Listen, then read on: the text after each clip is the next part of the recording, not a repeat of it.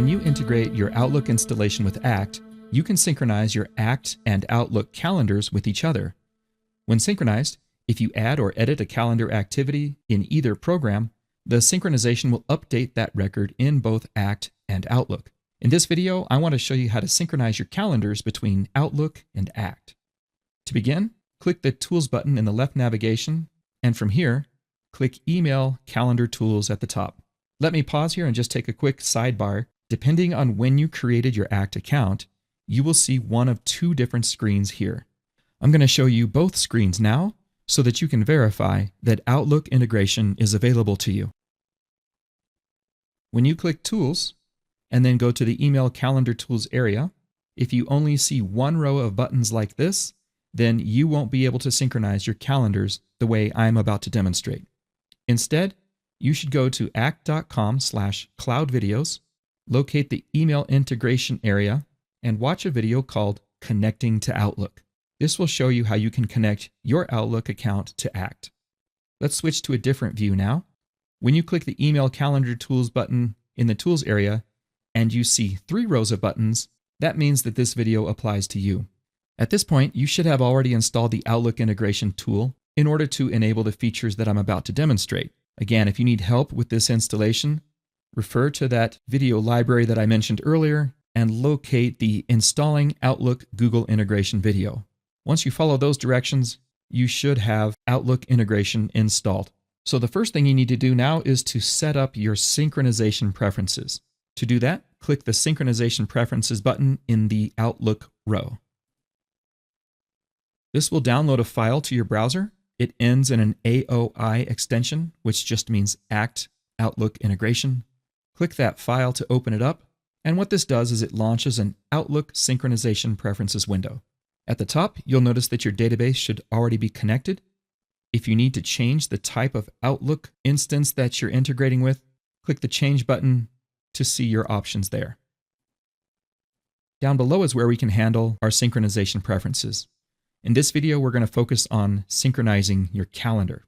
First, you need to choose which method of synchronization that you want, and there are 4 choices here. Do not synchronize just means you're going to disable any calendar synchronizations between Act and Outlook. One way means you're going to synchronize from Act to Outlook only, or one way, synchronizing from Outlook to Act only. Or you can choose this 2-way sync, which synchronizes Act and Outlook calendars with each other. When you make a selection in that dropdown, there will be some additional fields that appear below.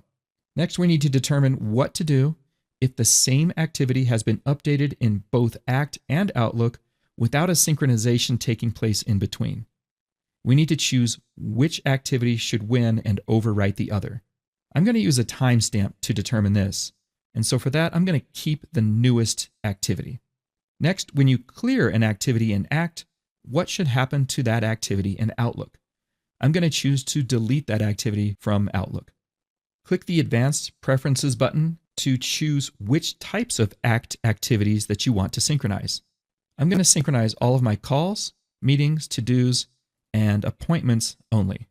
The appointment type is especially important to select here because that's how Outlook labels all of its calendar items.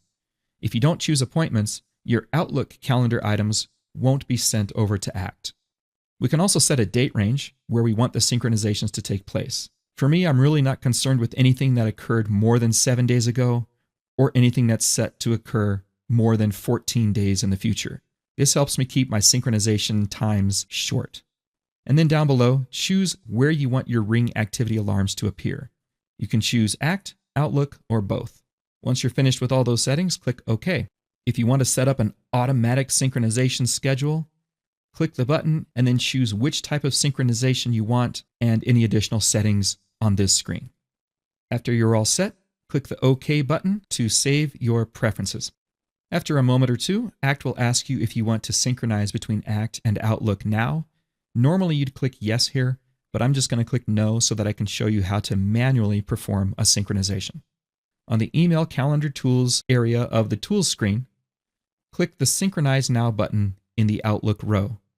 This will download an AOI file to your browser, so just click that file to open it. In the taskbar of Windows, you should see a spinning icon letting you know that your synchronization is running right now. Once the synchronization is finished, the icon will turn into a little blue man, and you know that it's finished. So let's go over to Outlook, and we'll look at our calendar to see if our synchronization has worked. I can see now that I have a meeting that was from ACT, which now appears in my Outlook calendar. Let's say that I accidentally scheduled this on the wrong day. Instead of it being on the 28th, I want to move it to the 29th. In Outlook, you can just click and drag an item from one day to the next to reschedule it. From here now, I just need to synchronize again so that this meeting is synchronized to my ACT calendar appropriately.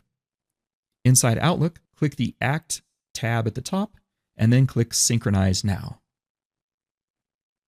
Again, in your taskbar, this should show that a synchronization gets initialized. Once it's finished, I'm going to go back into ACT again and go to my calendar area to verify that that meeting has indeed been moved to the 29th. So this shows that we can now synchronize and share activities between Outlook and ACT.